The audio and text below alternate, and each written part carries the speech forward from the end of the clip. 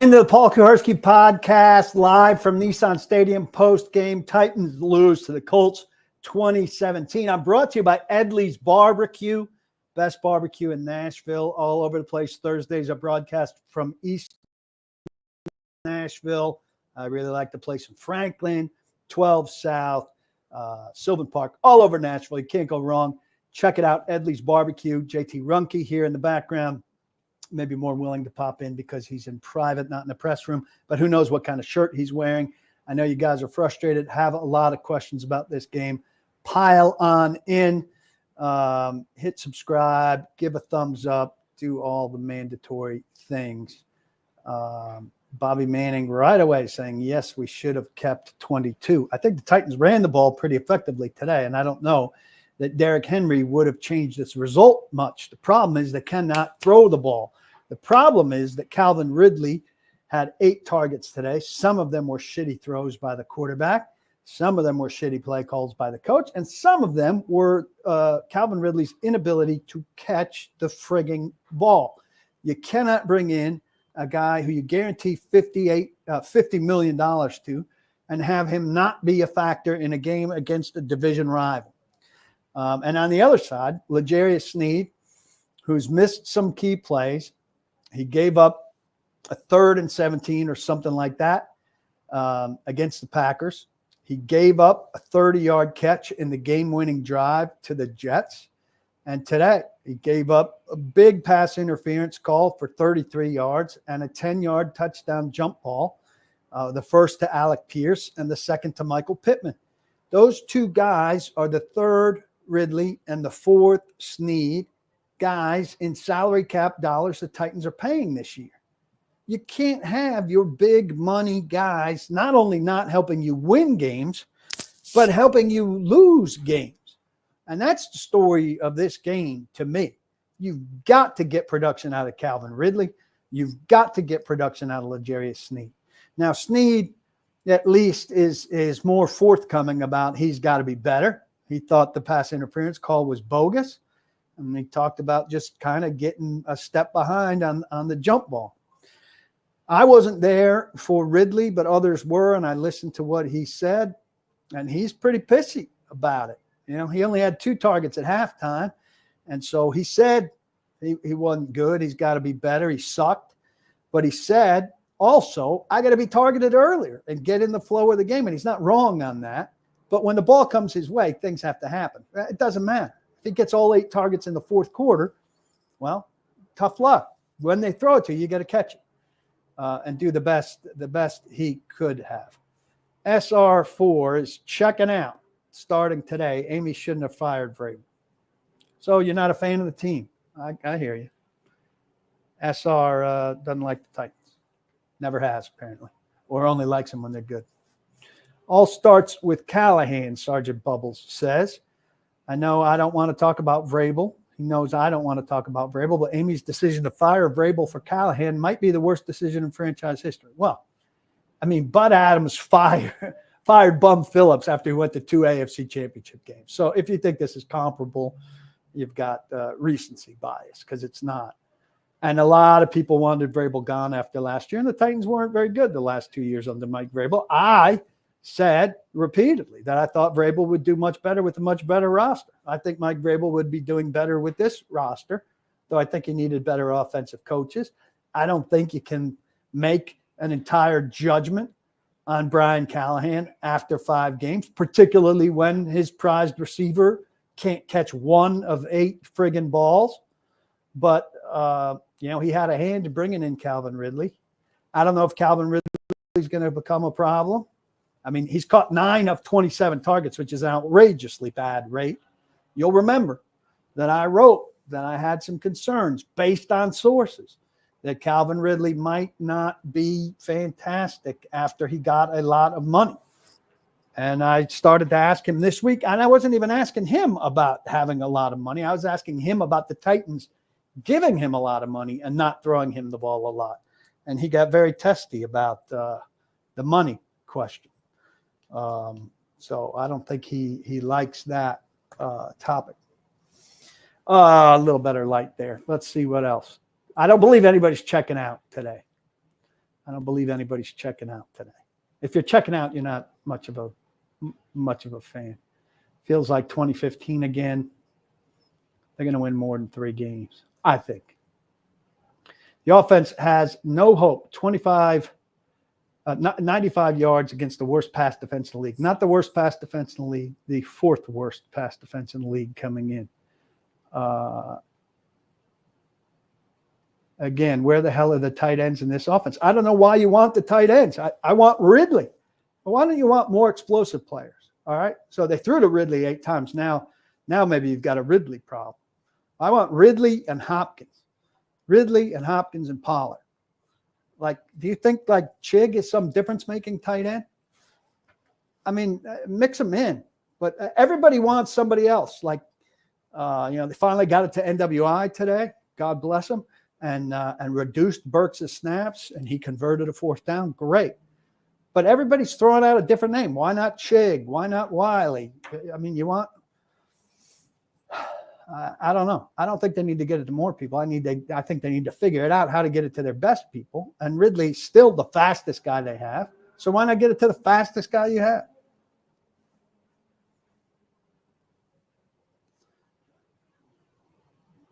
I don't want anything to do with Shedeur Sanders.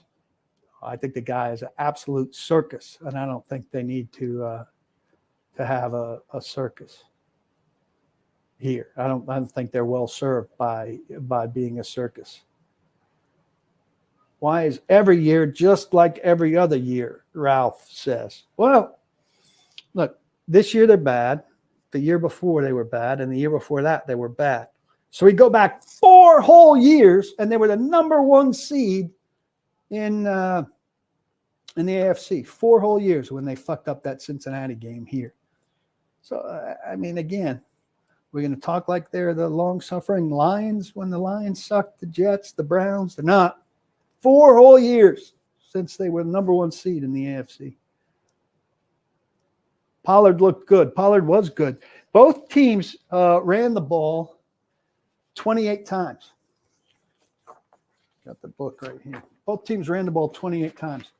Titans averaged, bear with me, 5.2 yards, had 146, including that lovely Pollard touchdown. Colts averaged 2.9, got 80 yards. And that's a long of 33 from Goodson. So,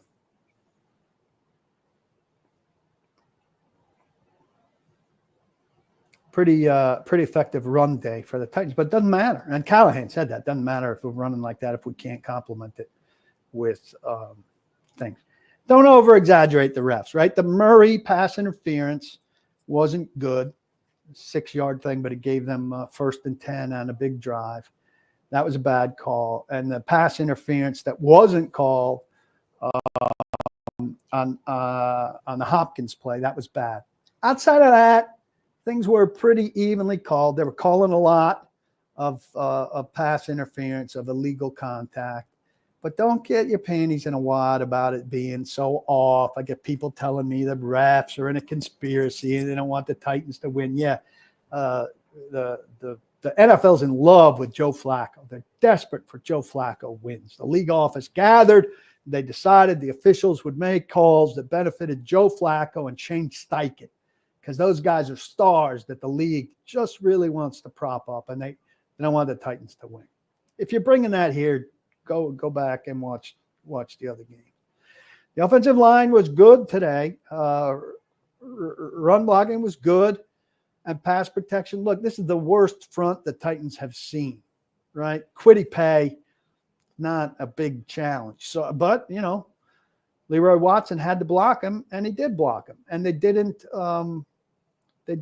manage to get through. They didn't sack Will Levis in the whole game. And Levis threw one like normal interception that was downfield, so it amounted to a punt, and it didn't turn into a points. So, in terms of that being a big problem, it was not a big problem. I don't know that Levis was regressing today. He threw for 95 yards. It's not a lot on 16 completions. I think they're babying him because they don't think he can do much. The first 3 passes that Callahan called, they're at or behind the line of scrimmage. Is that a Levis thing? I mean, I think that's a Levis thing based on their losing faith in Levis. And he made some bad throws. He threw a bad interception, but he also had, his top receiver dropping balls for him and stuff. But I don't think I think it was a combined effort by the pass offense to be bad today. It wasn't strictly Levis by any means. I like William Young is not checking out. He's pulling for them to lose here to get the top pick, which is dumb. But you're welcome to be dumb. Too many damn screens. Somebody says, I like screens, but I like them mixed into a complete looking pass offense. I don't think Carson Beck is any kind of guarantee to be great. Brad says Levis is absolutely shell-shocked. No concept for how to play the quarterback position right now. He's definitely struggling. So the bottom line is, when will the Titans be good again? I mean, we don't know. Depends on a lot of variables. But it starts, I think, with the big money guys playing like big money guys, right? Now, Simmons is telling us, they affected a lot of Joe Flacco throws without sacking him. They affected some. But, I mean, he always seems to be satisfied with what he does. He's very satisfied with what he does. I mean, he had 3 tackles. And I think maybe 1 tackle for a loss. So, I mean, I think Ernest Jones is very frank here. And he said this is a prime example of what he said after the Green Bay game, where, the number 1 ranked defense thing is nice, but they don't make plays at crucial moments. Now the Titans offense decided it was going to stop scoring after it got to 17-10. And the defense needed stops, and it allowed 2 big drives where the Colts got a field goal and a touchdown. 3 penalties added 54 yards to those drives, but those were 2 significant drives, and the defense didn't do well enough on those drives. I don't see, I think Simmons was okay today, but the idea that Jeff Simmons is some defensive superstar is nonsense now. I don't know who buys that anymore. Sweat's better than he is in terms of producing. Who are the constant veteran leaders on offense? Defense has a number of them. Constant veteran leaders on offense. Well, I think you lead through production. I don't think Tony Pollard has much of a leadership personality. Hell, most leaders have a media presence, and I tried to talk to Tony Pollard twice this week, and he blew me off. So I think DeAndre Hopkins is absolutely an offensive leader, and he's got skins on the wall. You want your quarterback to be a leader. He doesn't have any credence right now. And I would say Cushenberry, who's not playing great. Didn't notice him today, which is a good sign for him. I would put Hopkins 1. Cushenberry maybe 2. Yeah, but there aren't a lot, to your point. That's a good line from Brad. 95 passing yards. Navy thinks we should do better passing. Alex did not like Ridley's comments. Ridley's comments really pissed me off. You got 8 targets and caught nothing. Was the play calling bad? Yep. Should you make the play when your number is called? Would be nice. SR4, who's out on the Titans, he's going to stop rooting for them, doesn't know how I have the strength to cover this dumpster fire of a franchise. I'm not invested in the results. Doesn't matter to me. I want to give you guys information and analysis. This is silly here. Brandon Jones says Ridley's a bad fit because Will Levis can't throw a good deep ball. Did you not see Will Levis last year? He threw great deep balls. He's not throwing them now, I think, because they're taking it out of him, which I think is not really the good strategy.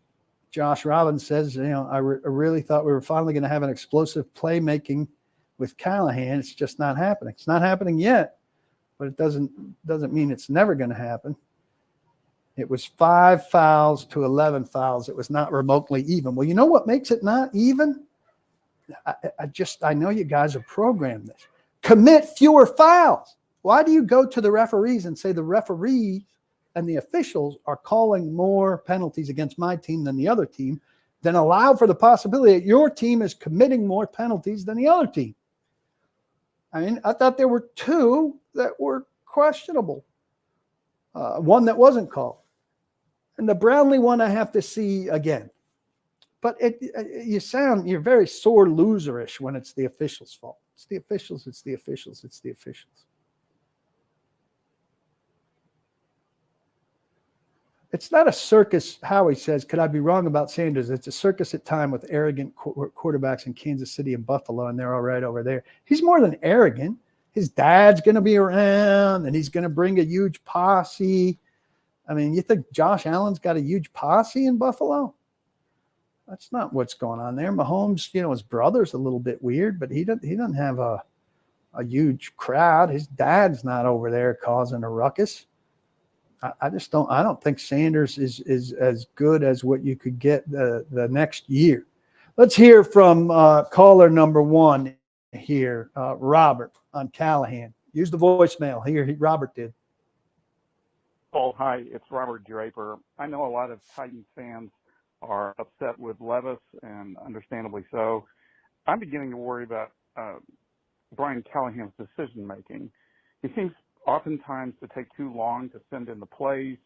He called a lot of super short passes that inevitably went for negative yards. He had Levis in the shotgun for a 3rd and 1 in a fourth quarter that he likely would have had a better chance of getting a first down on had the quarterback been under center and snuck it in.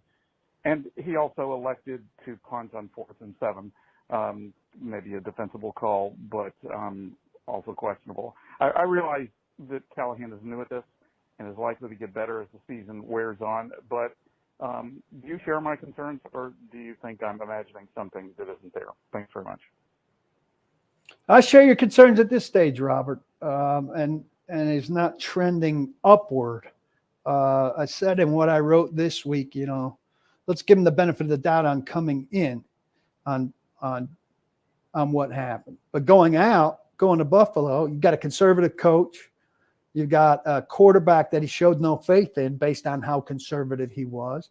And you've got a number 1 receiver who couldn't catch 1 of 8 throws, as bad as some of them might have been.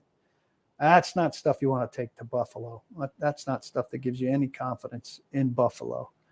And Callahan starting to get repetitive with that's on me, that's my fault, I've got to fix it, I've got to do better. Not the default Vrabel saying got to coach better, got to play better in order not to say anything and just get the press conference over with. He's a thoughtful guy will give us more tomorrow on what he thinks is going wrong. But I do think, the fact that this offense can't get going, it's an indictment of everybody. But certainly we thought, and I asked a couple guys about this, if you pass protect better, things are going to get better. They pass protected better and things did not get better. That's a big concern, right? We all thought, well, if Levis has time back there, he'll be able to do some things. And Levis had time back there, right? He wasn't under duress today. So Levis not under duress, and it didn't get better. That's a big concern. The short passes are too much. They've really neutered Levis, and the best we've seen of Levis, and I wrote this coming into the game, where are the wild throws for Levis? I got a lot of jokey replies to that, like, oh, there have been plenty of wild throws. Didn't you see that fiasco where he tried to underhand it out of bounds in Chicago, et cetera, et cetera? But he made some throws last year. I put a couple of them in the story, That fourth touchdown against Atlanta where he moved right and threw back across to Nick Westbrook-Akine, that was just spectacular. This throw that Herndon was commenting on where he threw, dart through three people in Pittsburgh for a completion. Just stunning stuff. That was what gave us all hope about what Will Levis could be. And I'm sure it's part of what gave Brian Callahan hope. And there's no sign of that stuff now. None. Which is a shame, and which is what is giving everybody all of this trepidation about where they are, who they are, what they're doing. Everybody retweet. Let's get a few more people in here, and we'll keep going with these questions. I appreciate you being here. Brought to you by Edley's, the best barbecue in town by far. You'll find one near you. Got one in Franklin near where I live. There's one in East Nashville where I broadcast on Thursdays. There's one in Sylvan Park. There's one in 12 South. They're all over the place. The burnt ends are a particular favorite of mine, but you can get all sorts of things. There's a barbecue avocado with stuff. The brisket's phenomenal. The pork's phenomenal. Everything there is great. They've got this dessert bar that's just like buttery goodness. It's fantastic. You should go to Edley's. I want to put it on your brain and make you crave barbecue this week, and you've got to be there. If you want to say hello, go to lunch at Edley's in East Nashville this week at 12:30, 1 o'clock. I'll broadcast there from 1 to 2. Got time on the front end, the back end to say hello. Might even bring you on air with the questions. So I'd love to see you there. Edley's barbecue, the best thing going in Nashville. Kenster asks, is Rand on the hot seat at season end? What's Rand done? I mean, Rand's brought in these players who are underperforming, but right now he put it firstly on the players and secondly on the coaches. And I'm not a fan of Rand, but I definitely don't think that he's on the hot seat. Robert asking about Callahan. Callahan certainly gets more than 1 year here. I would think if things don't take a positive turn by late in his second year, then this would be a conversation. Dustin said Levis should continue to start. We need a better draft pick. I hate that thinking, but Levis is going to continue to start. Maybe it's a side effect of Levis's poor play that you get a better draft pick, but it's not an intention. It's not their plan. It's not what they want. And I think rooting for draft picks is dumb. You wait all year for these 17 games, and you're already thinking about April. What about these games? You don't want to sit down and watch a good game against Buffalo next week and see an upset because you're worried about next year's 17 games already? It just doesn't make any sense to me. Has Callahan reached out to Vrabel for Levis advice? Do you think that we would know that somehow because it would make him look so terrible? Come on. The ability of wide receivers to get over the top on Snead is concerning. Is this a scheme or a player problem? I don't see how it would be the scheme. Most of the time, I mean, sometimes they're in zone, but most of the time Snead is covering that guy. If he's covering that guy, the guy shouldn't get on top of him that much. Yeah, I don't know what's up with Chris Harris, but Chris Harris not being here on a game day shouldn't have that much of a bearing. It is an interesting thing to consider. But Alejandro said it was a mistake to bring a first-time head coach with an unproven quarterback. Both look afraid and confused. So who was the experienced head coach that you wanted? Let's name names. But remind me what you're talking about when you put them in here because I'm not going to remember your question.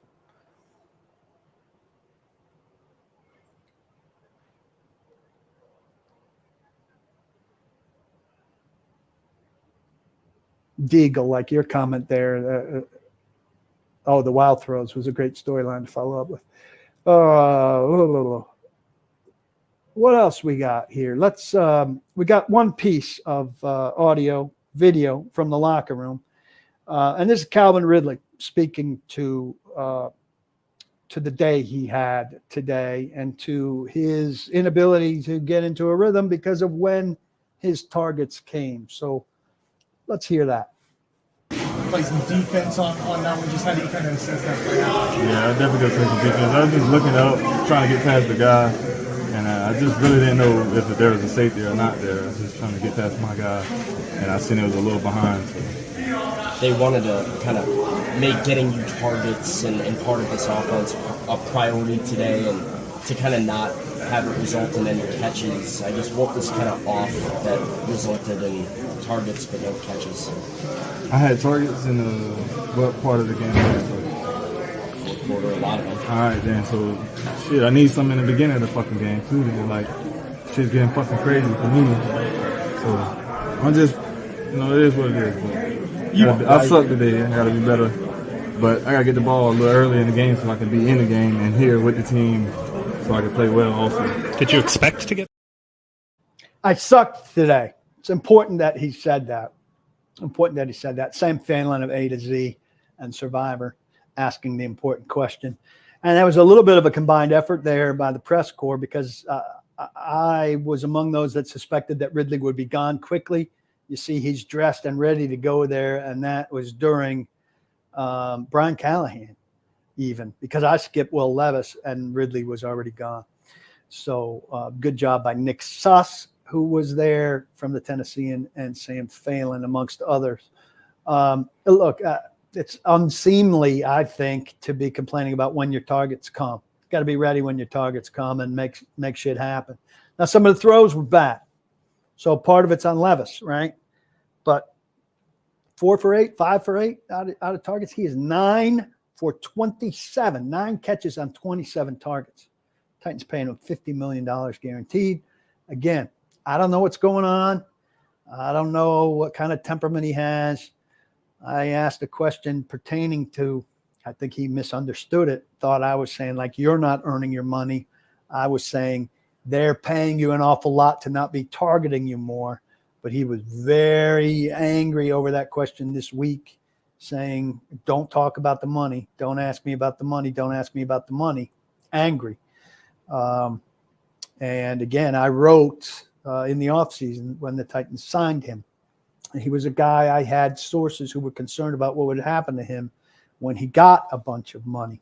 So curious what Blake Bedingfield sees on film regarding what Ridley did and didn't do. Curious if Mike Herndon will be addressing that as they look at it more closely. Back to some of your questions. Huge disappointment. Please read my column on Ridley and Snead costing, the high-priced guys costing the Titans in this game in a big way. What happened to getting a Super Bowl, says Clayton Shearer. Let's just watch a good game, as Paul says, 1-14. Sabine, the way he and Simmons speak is not the way you want your leaders to be talking when the team is struggling. I think Simmons is a lost cause. Now, maybe he plays well again and he can speak like that, but if he doesn't play well again, he's never going to be a my bad guy. At least Ridley said he sucked. I have never heard Simmons say he sucked. He didn't suck today, but he wasn't great. And I think Simmons is surrounded by people who tell him he's great. I think the organization tells him he's great. The organization thinks he's great. They put him all over the place. He's the guy that they're selling. And they don't have a choice because going into the season, he's their star. And they can't be, I don't know if it's baked into the cake, but they can't be honest about Jeffrey Simmons and give an honest assessment while he's their poster boy. I don't know if that runs through the franchise and you say, hey, don't be honest about Jeff. Don't give a critique about Jeff because Jeff's our sales pitch. But if you're buying a ticket to watch Jeff Simmons, I don't know. Just another dush, I'm going to say. Amy needs to watch ESPN or read a book about football. Nice people don't make good hires. Robert Kraft's a nice guy. I've met him. He hired Bill Belichick. Bill Belichick won, 6 Super Bowls? So I think that's a little bit simplistic. Levis didn't zero in the passes to Ridley, Shaker said. He didn't zero in all of them, that's for sure, and some of them were on Levis. But some of those Calvin Ridley's allowed to go and catch. Robert Price, what should we make of them having this kind of performance after their bye week when you'd expect them to be sharp? A little bit too much being made of this bye week, I think. They played on Monday night, so that makes for a short week. They were in on Tuesday, and then they had the rest of the week off, and then they were in on Monday. They got 2 extra days, the team did, in the facility. Is 2 days going to turn you around when you're bad? Coaches had, I think, 3 days. So I don't know. I think the expectations on what was going to come out of the bye week are ridiculous. That special teams penalty, I think that's horrific. But I asked Callahan very directly about it, and he said he didn't see it. He doesn't think that there was anything going on there. So maybe that's the case. You know what? Derek says Will was throwing hospital balls to Ridley all day. $50 million again. $50 million, you go to the hospital. You catch a hospital ball. I don't know. He was complaining, Robert, about not getting targets early. He only had 2 at halftime. Jeff's going to let him off the hook. Jeff says, couldn't agree more with Ridley on all counts. So according to Jeff, it's okay for Ridley to be 0 for 8 because he only got 2 passes in the first half. Nice standards, Jeff. Kim says Ridley was whining to her. Catch the passes that come to you whenever that is. And that's the right way to think. Are they not chipping on the right side? Yeah, I'm sure they're chipped on the right side, but they got better play out of Leroy Watson today than they've been getting out of NPF and a little bit of Jalen Duncan, but also against worse rush. With the Titans, Caleb says, supposedly almost shipping off Henry last year at the deadline. Do I think Hopkins gets moved, or do they value his leadership too much? He could get moved depending on what the offer is. Also, how much is the offer going to be when you're, trading for 10 games of a 32-year-old receiver? I don't know what the value is. Should have gone after Harbaugh. I mean, Harbaugh's got the same intense personality as Vrabel. If you're trying to change the dynamic of the power structure, you needed somebody that had a different personality than Vrabel. Harbaugh wouldn't have brought that, and they wouldn't have gotten Harbaugh. He got the job in Los Angeles. Why put a 60% Levis over Rudolph? Clearly, they weren't going to let him throw downfield. Do you think that's because of his shoulder? I don't know. I don't think so. Who are the trade candidates at the deadline? D-Hop, we just discussed. Hooker? I don't know. I think a Hooker is kind of a foundational guy here. Diggs? I mean, if you want to be really bad on defense, it's a good defense. If you want to get worse on defense, Hooker, Diggs, maybe. Yeah, David, I saw a lot of this today. Titans should have picked up Flacco instead of Rudolph as a backup. Well, I mean, I don't know how we could just presume and say, like, they should have got Flacco. Well, they had to like what Flacco had. Maybe they didn't. Maybe they did. But Flacco has to want to be here. And maybe he preferred to be in Indianapolis. Maybe he saw Anthony Richards as that guy's going to get hurt. I'm definitely going to get a chance to play in front of him sooner than I get a chance to play in front of Levis. But too many people make it like the Titans could go do whatever they want. Or with the Derrick Henry thing, like, the Titans shouldn't have let Derrick Henry go. Well, they didn't let Derrick Henry go necessarily. Derrick Henry is a free agent. Derrick Henry could do what he wanted. So how come everybody thinks the Titans were the doer when Derrick Henry was the guy with the freedom to do? I think that's a little you got to think of the power dynamic. Joe Flacco could go where he wanted. So why didn't the Titans get him? Well, the first reason is because Joe Flacco chose Indianapolis.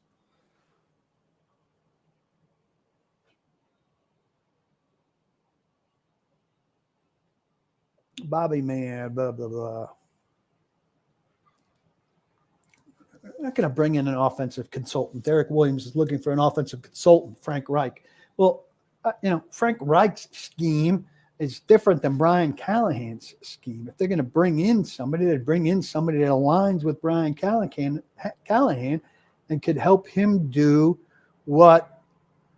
better what Brian Callahan wants to do. But they're not going to scrap the scheme 5 games in. Hospital ball is something that generally across the middle that puts the receiver at risk of getting hit immediately.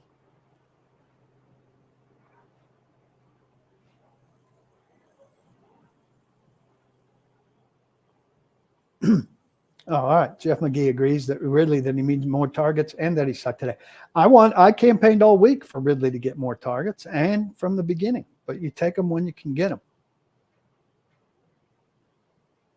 Well, James says 72 yards passing through 3 quarters. Why expect it to get better in the fourth? So they should have forfeited the game after 3 quarters, just said they were done. I mean, you watched the Miami game last year. I think the Titans were pretty bad up until the last 4 minutes. Then they came back from like a record thing. I'm not saying expect like record comebacks, but you continue to play. Things change. Stuff happens. Joe Flacco's been known to throw a pick, right? They're playing with second and third string running backs who were shitty. It's not beyond the realm of imagination that they could come back from down a little bit. Or hell, it was 17-13 for a long stretch there. Brett assigns 20% of the blame to Brian as the play caller and 20% of Levis for the loss. By the way, on the shoulder, if the shoulder was a big reason why things were going so badly for Levis, then I think they probably would have gone to Rudolph. Just for the... We have one more phone call here from Ethan on the voicemail. Let's hear from Ethan, please, JT. Hey, Paul. This is Ethan Cooper, living in New York City, originally from Memphis. Longtime fan of the website and the podcast, also fellow Columbia alum. Wanted to ask about. I'm actually resending this because I think the first one may have had an issue with the audio, but wanted to ask about the offense and kind of the root cause of some of the issues on the passing side. Is it a reflection of the receivers unable to get open, or is it a purely kind of Levis issue or some kind of combination thereof? Just trying to get to the bottom of the root of the issue, just given that Levis had less than 100 passing yards, but it doesn't seem like the receivers are also getting open. So anyhow, that's my question. Thanks so much. Well, they have total last week between 2 weeks ago in Miami between Levis and Rudolph. It wasn't a big number either. I mean, I think it's a little bit of everything. Last week they were in Miami. They were willing to do that because they had a lead, and they were controlling the game running. They were controlling this game running to a degree, but they didn't have the lead as long as they needed it, obviously. But I don't think it's just one thing. Everybody always wants to find just one thing. Is it Callahan? Is it Levis? Is it the receivers not getting separation? I don't think that it's just one of those things. I think it's a combination of all of those things, and they've got a lot to figure out. But it is funny, and I maybe was going to write about this tomorrow. Callahan did say, I'd like to find this quote. Bear with me a second while I find this. About Josh Downs and the way that Josh Downs played in this game. It's right at the end of this transcript here.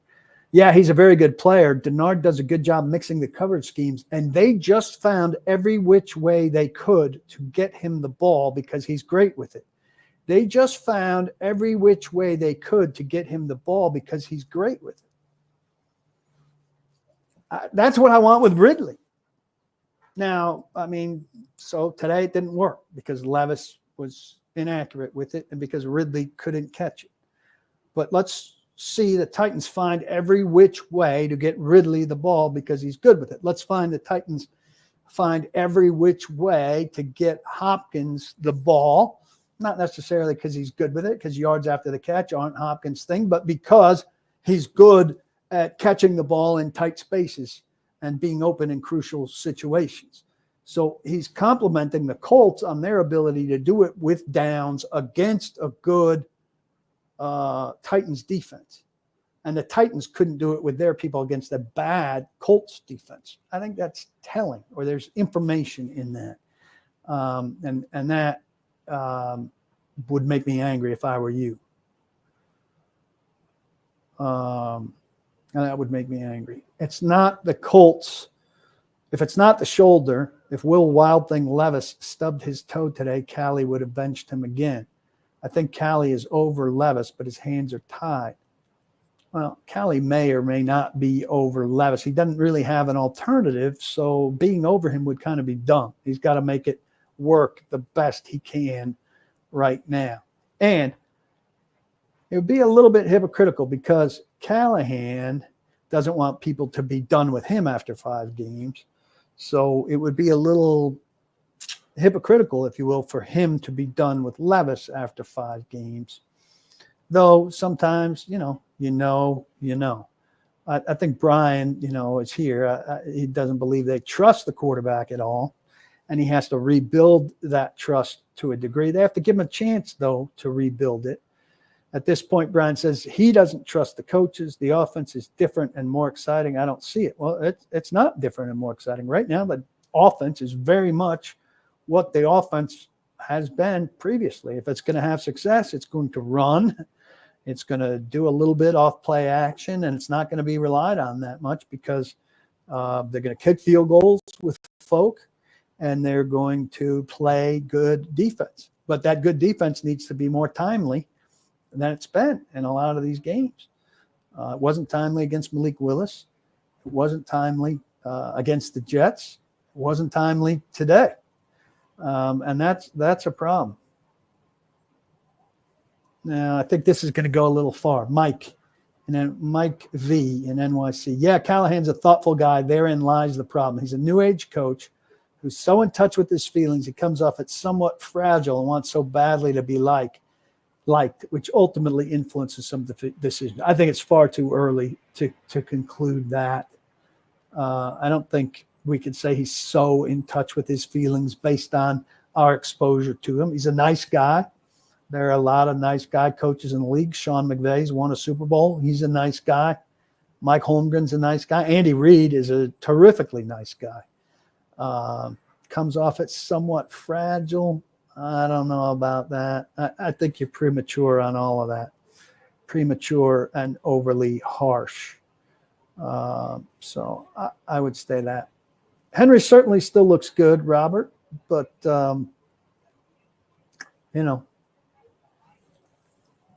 the Titans ran today. I didn't see Henry's final numbers, but I imagine collectively the Baltimore was probably around 28 carries for 146 yards. The Titans' run game was not deficient today. Now, the thing to not like about what Henry has done is that the Ravens at the beginning of the season, their offensive line was a problem. And the Titans at the beginning of the season, their offensive line was a problem. And the Ravens' offensive line has gotten significantly better. And the Titans' offensive line has not grown to the degree that the Ravens' offensive line has grown. I think you can have a fair concern with that. Titans are not a good special teams. And if you're a bad special teams, you're not going to get great returns. So here you've got Jackson, 2 punt returns for 9 yards. And they did not get a chance to return a kickoff. Punt returns, Josh Downs, who's excellent, 4 punt returns for 67 yards. And Goodson, 1 kickoff return for 27 yards, 60, 70, 80, 94 yards of returns for the Colts as compared to 9 for the Titans. You take that and do with it what you will. Rob and Dev Jones, don't even try to compare King Henry to this train wreck because there's nobody else in the world who can get yards except for King Henry. Somebody pull up the box score. I will from the Ravens game today. I mean, I'm not saying these guys are King Henry, and I know that you love King Henry. And look, Derrick Henry's a terrific player who did terrific things here. But other people are allowed to run the ball with effect. And these guys ran the ball today with effect. They really did. I'm looking at the numbers. Derrick Henry, 24, 132, 5.5.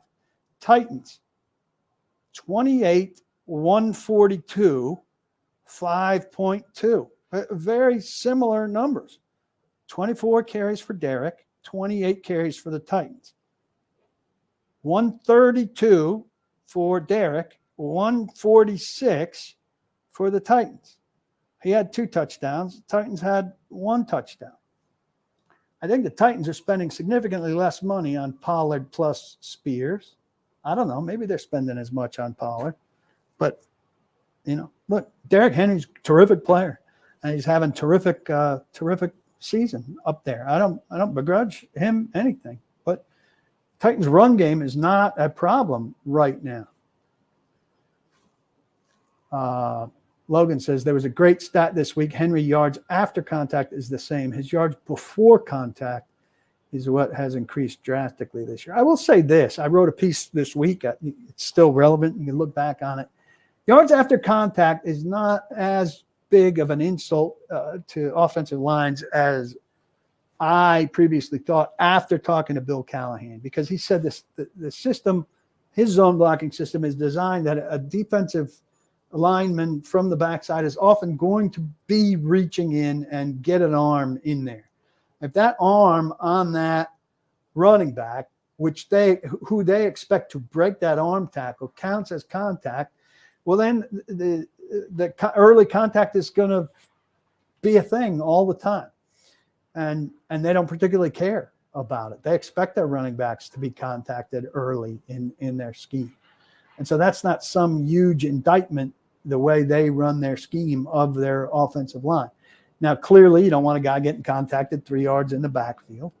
And clearly it's different if the first contact is, somebody in the secondary and you get a huge clean hole. But I would urge you to read that piece. Yeah, I forgot what he said about punting. He said they turbo punted and thought that they could get field position and a stop. Sabine got around to reading the analytics piece. If you're not a member of the site, you should be, just for something like that. Sat with Chad Brinker for 40 minutes, talked me through the whole Titans analytics operation. I know you're going to say, yeah, it's not doing anything.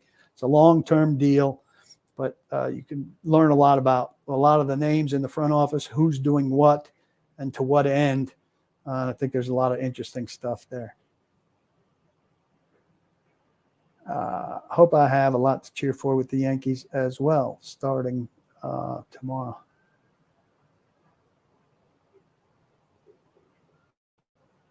Eddie Gray says Tony Pollard reminds him of DeMarco Murray. Sorry, I've heard that from a couple other people. I don't really see it, but I'm going to look for it more. Jeff says Jarvis, Brownlee, Sweat, and Latham are really showing promise.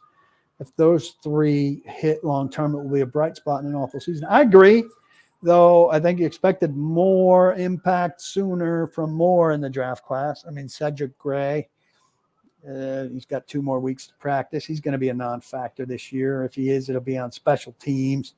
Jalen Harrell, everybody was all excited about in the preseason. James Williams, Williams is a weekly decision on whether he'll play or not. It's only special teams. Harrell's not done a thing with the snaps that he's got. So the rest of the draft class not doing much. Robert's excited about hitting on the first 2 draft picks, which it looks like. When's the last time we've done that? That's part of the problem. That's a big part of the problem. But you need 3 or 4 drafts of that.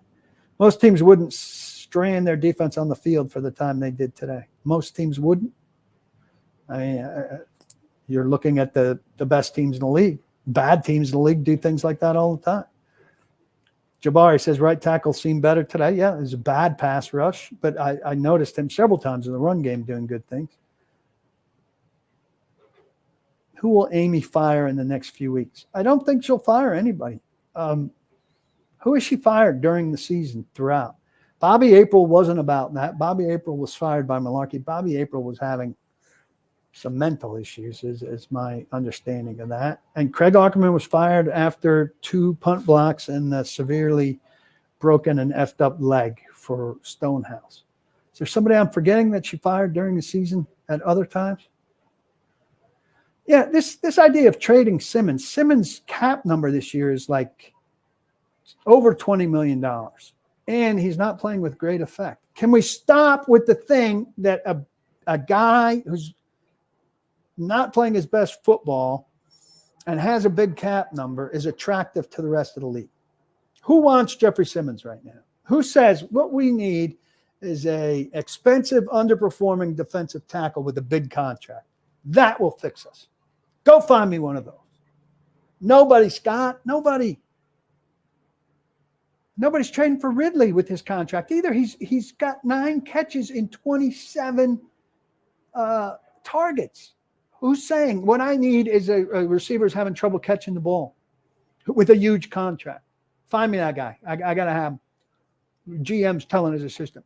What I want tomorrow is a list of the 3 guys who are catching the fewest targets with the biggest contract. Give me that on my desk first thing in the morning. And while you're at it, a defensive tackle who thinks that he's Chris Jones but isn't, but has a contract that's not too far off of Chris Jones's contract. Those are the 2 guys that are going to turn us around. Come on. Come on. Well, Williams says, I keep bringing up the defense. The defense gave up 20 points. Most teams would expect to win a game with the defense only giving up 20 points. This is not most teams. Titans are not a team that scores 20 points on a regular basis. The Titans regularly score 17 points.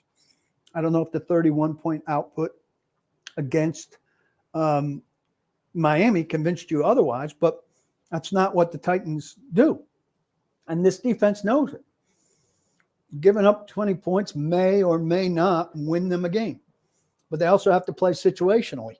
And no, we got 17 and a lead in the fourth quarter. We better hunker down because these are the kind of games we don't win if we don't do better than this. You know, if we don't shut them down from here. And it's not is it an unreasonable ask? Maybe. Is it the way this team is built? Yes. It's the way this team is built right now. It's what this team has to do right now. And the defense understands that. They're not saying, oh, the offense has to go score us points. They're saying, we expect to stop people. We need to stop people. All right, a couple more here. Glad to see the audience perking up. Watching out. Simmons' family members are going to come after me on Twitter. Look, Simmons and maybe Simmons' family, I don't know. I don't have a realistic view of what's going on. I apologize for that. Somebody close to him needs to tell him it's the biggest, best thing that could happen to Jeffrey Simmons.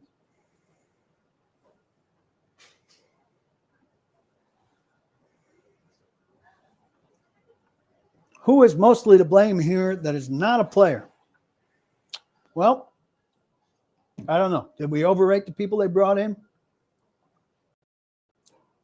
I don't like to go what they should have done. Hit a thumbs up on YouTube right now. Subscribe to the YouTube broadcast. And feel free to hit like on Twitter and tell your friends. This will be up on Apple and Spotify and iHeart in the morning. Who's mostly to blame here that's not a player? I mean, it's not a one-guy thing. The final Sam personnel belongs to Rand Carthon. So if you think it's a personnel problem, then Rand Carthon. I'm not convinced that L'Jarius Sneed is a bad player. He's not a bad player. He's a good player. He's not playing well enough. He's a good player. I don't know about Calvin Ridley. I had some concerns about Calvin Ridley when they brought him in. Ernest Jones is a good player. Ernest Jones is a really good player. Kenneth Murray's been pretty steady. Offensive side of the ball, Tyler Boyd, he's brought in as a bit part. He can't do that much. Offensive line's got holes in it, but they weren't the problem today. So, but I mean, I don't know how you blame Chad Brinker for what's going on. So I think got to blame the coaching for game plans and for guys not getting better right now. But it's on the guys first and foremost. Certainly today, Ridley's performance is on Ridley. And Sneed's performance is on Sneed. And Levis's performance is on Levis. So I disagree with Sergeant Bubbles. Starts with players. Head coach is next. I think there's a little bit of this. MB says he thinks the players have to get better accustomed to the new systems on offense and defense. Though I had a conversation with Brian Callahan about just how sophisticated the offense is, because Robert Draper, listener who was on earlier, asked me, how much of it. He asked me a few weeks ago how much of it could be players still adjusting to the new scheme. Callahan said, it's middle of the road in terms of the level of sophistication. And so I don't think we need to give them, we're in 6 weeks now. But 6 weeks in, I don't think you should say guys are still doing it. Friend of mine calling me a shill for Brinker. Blame Rand. He runs personnel. Blame the coaches, but you can't blame Chad Brinker. Well, I think, you can blame Brinker, but we don't know exactly what Brinker does. Brinker oversees the football operation. So Brinker's in charge of that field. That field doesn't have anything to do with what the Titans are doing, winning or losing. Brinker's in charge of analytics. Analytics doesn't have anything to do right now with whether the Titans are winning or losing. Brinker is in charge of all the football stuff except the personnel. So it's kind of an insulated job that prevents you from blame, isn't it? Am I wrong there? The things that are wrong with this football team right now are how it's playing. And how it's playing is about the players and the coaches. And Brinker is a step removed from the players and the coaches, though he's the boss, I think. I don't know if they direct report. We've never gotten an answer to this.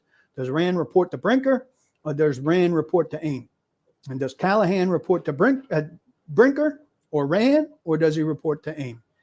I think he reports to Rand. But then who does Rand report to? It's a little bit scrambled there.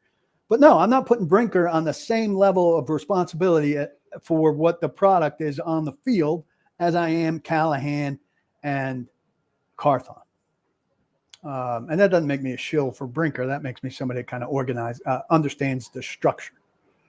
If he wants to deflate some footballs or inflate some footballs to more to Levis's liking, then he would be there. If Rudolph started every game, how many wins do I think they'd have? And what's the tone of the conversation? I understand he's not a long-term answer, but perspective is needed here. I think they would have won Chicago for sure. Would they have won today? Maybe. What else would they have won? They would have probably won. What was the second game? They probably have won 2 more games, I think, at least. But we've had this conversation time and time again.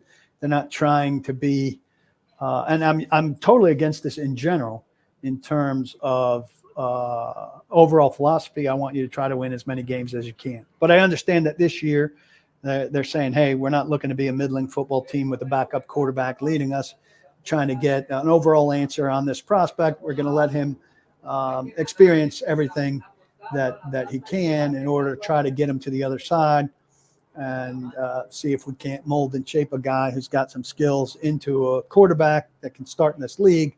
It takes a lot to get there. We're going to give him the time and see if in fact he can get there, or learn if he can't, and then if we need to go another direction. I think it could actually go further than that with him. Will seem to be. Injuries are down a lot, Brandon says. At least that's not an excuse. That's true. And injuries at the wrong spot on this team could really, really kill them. I'll take a couple more and we'll be out of there. Landry and Sweat were bright spots today. Landry had a good game. I think 7 tackles, maybe 2 or 3 tackles for loss. You want him getting to the quarterback, though, and nobody got to the quarterback. And Joe Flacco is a standstill quarterback that needs to be sacked. Before today, he was sacked 7.6, something like that, over 7% of the time. Titans sacked him 0% of the time. 0% of the time, as you know, is not good. Landry had 7 tackles, 2 for a loss, and 2 quarterback hits. Those 2 quarterback hits were the Titans' only 2 quarterback hits. Not good. I mean, that's just not good. The pass rush. I will say this. The Titans defense played much better after the first series. First series, 0 rush and wide open receivers everywhere, some of which Flacco missed. But they did drive down and score a very easy touchdown. Things were harder for them after that. But that's all we got. I'm going to take one more and get out of here. We've done a nice hour. Listen, join paulkuharsky.com. Insight all week. Everything that I write. Mike Herndon will have a piece on Tuesday. Always goes in depth, gives you a lot of film. Blake Bedingfield scouting review of this game. I asked him to look particularly at Jeff Simmons, but he always goes deeper than that. That'll be up tomorrow. Friday, he'll give you a preview of Buffalo. I'll have a lot of stuff all week. Thursday afternoon, I'll have Paul Kuharsky podcast again, brought to you by Zen Sports and Edley's. Tomorrow afternoon, 3 o'clock, a football show I'll do with Braden Gall. Tomorrow morning, I'll do a spot with Robbie and Rexroad. Wednesday morning, I'll be on with Robbie and Rexroad from 7:30 to 9 on 102.5. The Game, what else can I tell you? Sergeant Bubbles would like to know how the conversation between Callahan and Amy goes this week. I think there's probably less anger and more calm conversation than most people want to believe there. But it would be fun to be a fly on the wall there and hear that. I'd like to hear conversations with Rain and Chad Brinker as well. I'd like to hear that whole operation. She would serve the organization well to say something now about calm and patience or whatever she's feeling, but we don't get to hear those things. I really appreciate all of you coming. Go subscribe, hit like on this, thumbs up, subscribe to the YouTube. Tell your friends they can listen to it tomorrow morning on all of the podcast platforms. Don't block the box and be sure to lock your locks. Take care, everybody. I really appreciate you coming.